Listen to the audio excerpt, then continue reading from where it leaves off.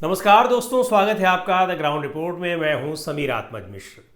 हरियाणा और जम्मू कश्मीर विधानसभा चुनाव के परिणाम अब धीरे धीरे आने लगे हैं और स्थिति धीरे धीरे कुछ ही देर में स्पष्ट होने लगेगी। लेकिन और एग्जिट पोल्स ने ये बता दिया है कि हरियाणा में स्पष्ट बहुमत पाने जा रही है कांग्रेस पार्टी और भारतीय जनता पार्टी सत्ता से बेदखल होने जा रही है। जम्मू कश्मीर में अब कांग्रेस पार्टी और नेशनल कॉन्फ्रेंस का गठबंधन सरकार बनाने जा रहा है। इस बीच पीडीपी यानी पीपल्स डेमोक्रेटिक पार्टी की अध्यक्ष महबूबा मुफ्ती ने भी कह दिया है कि अगर सरकार बनाने के लिए ज़रूरत पड़ेगी तो एनसी यानी नेशनल कॉन्फ्रेंस और कांग्रेस पार्टी के गठबंधन को अपना समर्थन दे देंगी, इंडिया गठबंधन को। और एग्जिट पोल्स बता चुके हैं, उनके ज़रिए ये पता चल गया है कि सरकार वहाँ पर इंडिया गठबंधन की बनने वाली है और यहाँ कांग्रेस पार्टी की। लेकिन एग्जिट पोल्स के बाद जिस तरह से कार्यवाहक मुख्यमंत्री, निवर्तमान मुख्यमंत्री वहाँ पर नायब सिंह सैनी ने जो बयान उन्होंने ये दिया कि पूरा दावा, उन्होंने कहा एग्जिट पोल्स बिल्कुल सही नहीं होने जा रहे हैं, गलत भी हो सकते हैं और गलत होते रहे हैं। हालांकि इसके पहले कभी भी पिछले 10 साल से Bharatiya Janata party exit polls पर सवाल नहीं उठा रही है।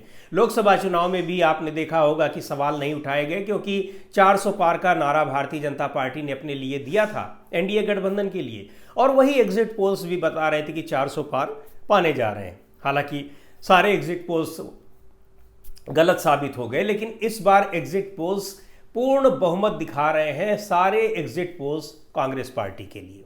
तो अब उसको नकार रहे हैं नायब सिंह सैनी, भारतीय जनता पार्टी के नेता। और यही नहीं, उन्होंने नकारा तो उसको, एग्जिट पोल्स को लेकर वो कह रहे हैं कि वो सही नहीं होंगे, भारतीय जनता पार्टी की सरकार पूर्ण बहुमत की सरकार बनने जा रही है। लेकिन एक बात उन्होंने और बड़ी महत्वपूर्ण कही, और वही बात जिस पे लोग आशंकित हो रहे हैं, लोगों की आशंका, कांग्रेस पार्टी की आशंका बढ़ गई उसके बाद से, जो स्ट्रांग रूम्स हैं जहां मतपेटियां बंद रहती हैं, यानी जो ये ईवीएम मशीनें जहां पर बंद रहती हैं, उन जगहों की रखवाली पूरे राज्य में जहां जहां स्ट्रांग रूम बने हुए थे, कांग्रेस पार्टी के कार्यकर्ताओं ने रात दिन, यानी 5 तारीख के बाद, 5 तारीख की रात, 6 तारीख की रात और 7 तारीख की रात, वहां पर पूरी रात दिन वहां रखवाली करते पाए गए।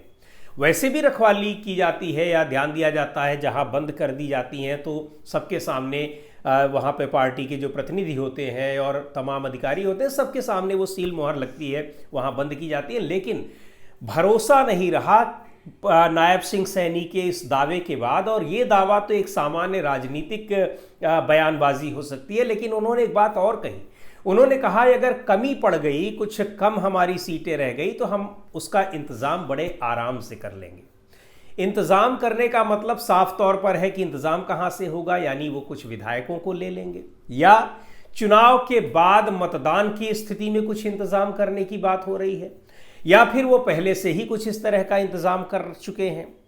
इलेक्शन कमीशन पर तमाम तरह के सवाल उठते रहे हैं, तो इन सारी बातों को लेकर आशंकाओं का बाजार पिछले 2 दिन से काफ़ी गर्म है। एग्जिट पोल्स के बाद अगले दिन जब ये बयान नायब सिंह सैनी का आता है और स्ट्रांग रूम्स की रखवाली तो हो रही है, लेकिन बड़ा सवाल ये है कि क्या वास्तव में इस तरह का कोई खेल होने जा रहा है, और क्या इतनी स्थितियां, एग्जिट पोल्स तो अपनी जगह हैं, लेकिन हरियाणा में जिस तरह का माहौल रहा पूरे चुनाव के दौरान, भारतीय जनता पार्टी की स्थिति ये रही कि पार्टी के शीर्ष नेता वहां चुनाव प्रचार तक करने से कतरा रहे थे, और ये तक कहा गया कि प्रधानमंत्री मोदी और गृहमंत्री अमित शाह और पार्टी के राष्ट्रीय अध्यक्ष जेपी नड्डा की सभाओं की मांग ही नहीं थी। वहां के नेता चाह ही नहीं रहे थे कि आए चुनाव प्रचार करने। इस स्थिति में आने के बावजूद क्या भारतीय जनता पार्टी ऐसी कोशिश करेगी कि वो येन केन प्रकारेण वहां सत्ता में दोबारा लौट आए?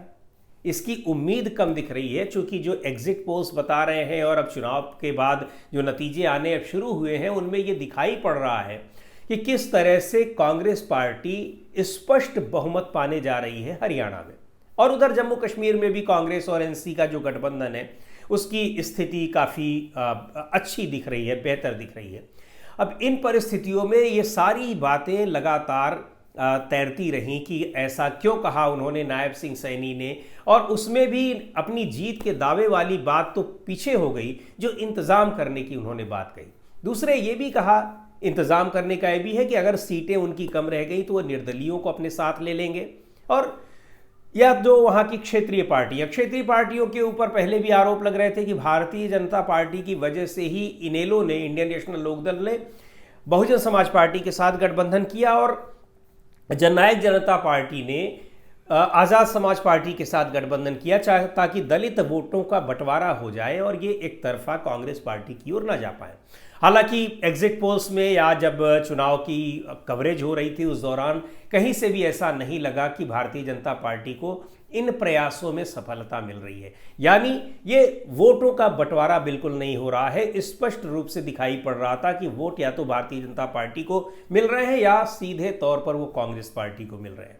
और ज़्यादातर साफ दिखाई पड़ रहा था कि भारतीय जनता पार्टी को केंद्र सरकार की जो सत्ता विरोधी लहर है उसका सामना करना पड़ रहा है। राज्य सरकार की सत्ता विरोधी लहर का भी सामना करना पड़ रहा है निश्चित तौर पर, लेकिन सबसे ज़्यादा नाराज़गी लोगों में केंद्र सरकार की नीतियों को लेकर थी और उसका नतीजा बिल्कुल सामने अब आ रहा है। लेकिन इंतज़ाम करने वाला जो बयान नायब सिंह सैनी का रहा वो पूरा 2 दिन तहलका मचाए रहा और कांग्रेस पार्टी के कार्यकर्ताओं को रात दिन चौकसी करते रहने को उसने मजबूर कर दिया। स्ट्रांग रूम्स की निगरानी होती रही। हालांकि मतदान के दिन भी कई तरह के धांधली के आरोप लगे थे, लेकिन इन सब के बाद जिस तरह से चुनाव हुए और उसके बाद एग्जिट पोल्स आए तो ये सीधे तौर पर ये साफ हो गया कि कांग्रेस पार्टी वहाँ स्पष्ट रूप से बहुमत की सरकार बनाने जा रही है।